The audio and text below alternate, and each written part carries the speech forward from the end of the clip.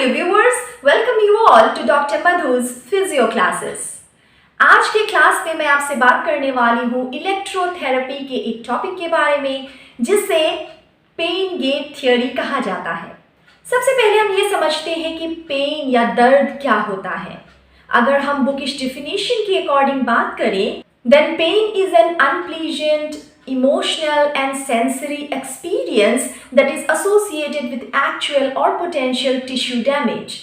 मतलब पेन एक ऐसा सेंसेशन होता है जो हमें फील होता है अगर हमें किसी तरीके का टिश्यू डैमेज हुआ हो, और ये बहुत ज़्यादा डिपेंड करता है उस बंदे के इमोशनल स्टेट ऑफ माइंड के ऊपर। जब हमें चोट लगती है तो सिमिलर तरीके के चोट से दो बंदों का रिएक्शन काफ़ी अलग होता है। इसीलिए कहा जाता है कि pain is a subjective feeling और it is an emotional experience. सिर्फ जो फिजिकल स्टिमुलाई जिससे एक बंदे को चोट लगी है उस पे या उसकी इंटेंसिटी पे डिपेंड नहीं करता, बल्कि उस बंदे के अपने स्टेट ऑफ माइंड पे भी डिपेंड करता है कि उनको कितना दर्द अनुभव होगा। अब अगर हम पेन की बात करें तो हमें सबसे पहले समझना होगा कि पेन को हमारे बॉडी में कुछ रिसेप्टर्स डिटेक्ट करते हैं। उन्हें कहा जाता है नोसिसेप्टर्स, और नोसिसेप्टर्स फिर कुछ फाइबर्स के थ्रू हमारे सेंट्रल नर्वस सिस्टम तक, या फिर सिंपल भाषा में कहें तो हायर सेंटर्स ऑफ ब्रेन तक ये इंफॉर्मेशन पहुंचाते हैं कि हमें चोट लगी है। मतलब वो इम्पल्सेस उसके थ्रू ट्रैवल करते हैं। अगर आप इस डायग्राम में देखें तो पेन कैसे ट्रैवल करता है? पेन ट्रैवल करता है दो डिफरेंट टाइप ऑफ फाइबर्स के थ्रू। एक होता है सी फाइबर्स और दूसरा होता है ए डेल्टा फाइबर्स। ये सी फाइबर्स या A delta fibres dorsal horn of spinal cord के थ्रू जाते हुए लैटरल स्पाइनोथैलेमिक ट्रैक से होते हुए ऊपर की ओर जाते हैं और जा करके सेरिब्रल कॉर्टेक्स तक पहुंचते हैं। जब ये पूरा सेंसेशन इस तरीके से इस ट्रैक के थ्रू होकर ऊपर तक पहुंचता है, एक बंदे को पेन का परसेप्शन होता है। ये जो सी फाइबर्स होते हैं ये नॉन माइलिनेटेड फाइबर्स होते हैं, मतलब इनमें माइलिन शीथ नहीं होता।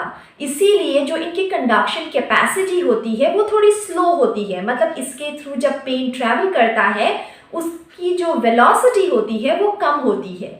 0.5 to 2 मीटर पर सेकेंड इतना वेलोसिटी होता है सी फाइबर्स का, और इसका डायमीटर भी छोटा होता है। मतलब ये है कि चूंकि ये नॉन माइलिनेटेड होते हैं, डायमीटर छोटा होता है, तो इसी वजह से जो पेन इम्पल्सेस इसके थ्रू गुजरते हैं वो थोड़े कम स्पीड में गुजरते हैं।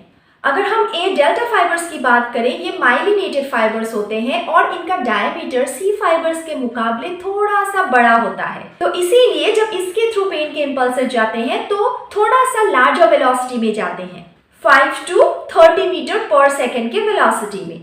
अब इसके अलावा एक और फाइबर होता है, वो होता है ए बीटा फाइबर। अब उससे पहले मैं आपको एक एग्जांपल दे दूं। फॉर एग्जांपल आप या मैं जब भी कहीं ठोकर खाते हैं या फिर हमें कोई चोट लगती है, फॉर एग्जांपल यहाँ पे कोई चोट लगी, मैं क्या करूँगी? इंस्टेंट रिएक्शन होगा कि इस जगह को थोड़ा सा रब करना या मलना या फिर इसमें प्रेशर देना। ये क्या होता है? इससे हमारा ये जो पेन गेट थ्योरी काफ़ी रिलेटेड है। जब हम प्रेशर देते हैं या रब करते हैं, हम क्या करते हैं? मैकेनो रिसेप्टर्स को स्टिमुलेट कर रहे होते हैं। अब मैकेनो रिसेप्टर्स से जो भी इम्पल्सेस ट्रैवल होते हैं वो होते हैं थ्रू ए बीटा फाइबर्स।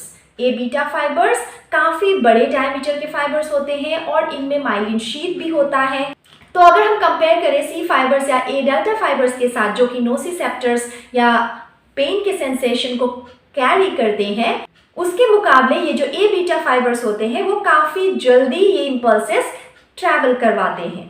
ये मैकेनो रिसेप्टर्स भी जब स्टिमुलेट होते हैं तो ए बीटा फाइबर्स के थ्रू जो इम्पल्सेस जाते हैं वो भी स्पाइनल कॉर्ड के पोस्टीरियर हॉर्न के थ्रू ही जाते हैं। डिफरेंस ये होता है कि जो नोसिसेप्टर के थ्रू पेन का इम्पल्स जाता है वो डॉर्सल हॉर्न के आगे जाकर लैटरल स्पाइनोथैलेमिक ट्रैक से ऊपर की ओर जाता है, whereas ए बीटा फाइबर से पेन सेंसेशन कैरी होता है वो डॉर्सल कॉलम से ऊपर की तरफ जा रहा होता है। मतलब इनका रास्ता टिल द डॉर्सल हॉर्न या फिर posterior horn of spinal cord similar होता है। Posterior horn of spinal cord में पहुंचकर ये जो mechanoreceptors A beta fibres के थ्रू अपने इम्पल्सेस लेकर आया है, यहाँ पे ये एक कोलैटरल प्रोड्यूस करता है और एक इंटर न्यूरॉन से कनेक्ट होता है। अब इस इंटर न्यूरॉन का काम क्या होता है? ये interneuron first order neuron of pain और second order neuron of pain, इन दोनों को इनहिबिट करता है by the production of GABA. आप सबको पता है गाबा क्या करता है? इनहिबिशन करता है। इसीलिए एक प्री सिनेप्टिक इनहिबिशन हो जाता है और जिसकी वजह से ये जो नोसिसेप्टर्स पेन का सेंसेशन लेकर आए थे वो सब्सटेंस पी प्रोड्यूस नहीं कर पाते और आगे जाकर जो सेकेंड ऑर्डर न्यूरॉन्स है उसमें भी कोई डीपोलराइजेशन नहीं होता और इस तरीके से पेन का सेंसेशन ऊपर नहीं जाता है। अब जब मेलजेक एंड वॉल ने इस पेन गेट थ्योरी को 1965 में पोस्टुलेट किया था, तब उन्होंने ये कहा था कि पेन गेट को आप मानिए एक ऐसा गेट है जहाँ से ये जो नोसिसेप्टर्स अपने इम्पल्सेस को ऊपर की ओर थ्रू लैटरल स्पाइनोथैलेमिक ट्रैक्ट भेज सकता है, तभी भेज सकता है जब वहां पे और कोई ट्रैफिक ना हो। अनइंटरप्टेड ट्रैफिक होगा तभी ये सी फाइबर्स या ए डेल्टा फाइबर्स के थ्रू पेन सेंसेशन आपके सेरिब्रल कॉर्टेक्स तक पहुंचेगा। लेकिन अगर इन इम्पल्सेस के पहुंचने से पहले कोई और इम्पल्स हम वहां तक पहुंचा पाए, जो कि ए बीटा फाइबर्स के थ्रू हम पहुंचाते हैं बाय रबिंग आ स्किन और बाय प्रेसिंग आ स्किन या दैट पार्ट जो अभी इंजर्ड हुआ है, तो उससे क्या होता है, चूंकि ये माइलिनेटेड लार्जर डायमीटर फाइबर्स होते हैं, जल्दी जल्दी इनके थ्रू इम्पल्सेस जाके पेन गेट जहां काम करता है उस जगह पहुंच जाता है और बस रोक देता है पेन के सेंसेशन को ऊपर जाने से। अब इस एरिया में जो दो न्यूक्लियस मौजूद होते हैं वो होते हैं सबस्टेंशिया जेलाटिनोसा और मार्जिनल न्यूक्लियस। सबस्टेंशिया जेलाटिनोसा जो स्लो पेन के इम्पल्सेस को ट्रांसमिट करता है और मार्जिनल न्यूक्लियस क्या करता है, जो फास्ट पेन के इम्पल्सेस को ट्रांसमिट करता है। तो इस पॉइंट पे जहाँ पे पेन यहाँ सबस्टेंशिया जेलाटिनोसा और मार्जिनल न्यूक्लियस के थ्रू पास होकर सेकेंड ऑर्डर न्यूरॉन में पहुंचता है और फिर लैटरल स्पाइनोथैलेमिक ट्रैक्ट के थ्रू ऊपर जाता है, इसी जगह पे पेन गेट थ्योरी काम करता है।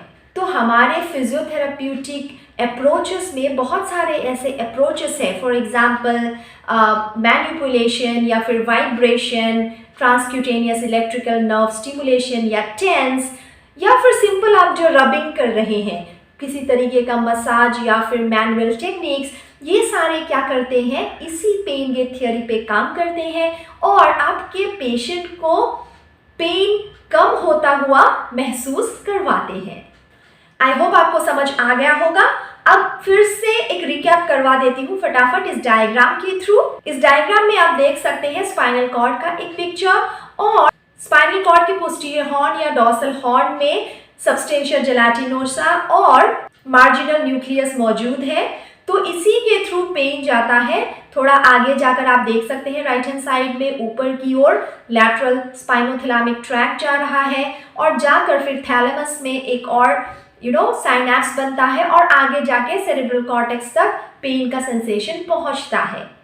अब अगर इसी लेवल में डॉर्सल हॉर्न के लेवल में नोसिसेप्टर्स को सुपरसीड करके मैकेनो रिसेप्टर्स स्टिमुलेट कर दिए गए और ए बीटा फाइबर के थ्रू अगर इम्पल्सेस वहां तक पहुंच गए, फिर गेट क्लोज हो जाएगा for the nociceptive impulses to travel through the spinothalamic tract. तो इसीलिए आपके पेशेंट को पेन फील नहीं होगा।